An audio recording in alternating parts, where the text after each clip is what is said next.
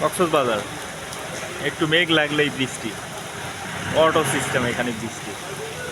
এখানে মোটামুটি সবই এগুলো 3 স্টার মানের হোটেল। এটা হচ্ছে আমাদের হোটেল। ও হ্যাঁ, পুরো ফিল। ও আমাদের কাছে, আমাদের সাথে আছে টাকলা মুরাদ, ও সাথে আছে হিরো দা সুপার স্টার। আমরা আছি রয়্যাল বিচ রিসোর্টে। এটা একটা 3 স্টার মানের হোটেল। হোটেলগুলোর ভাড়া কিন্তু অনেক।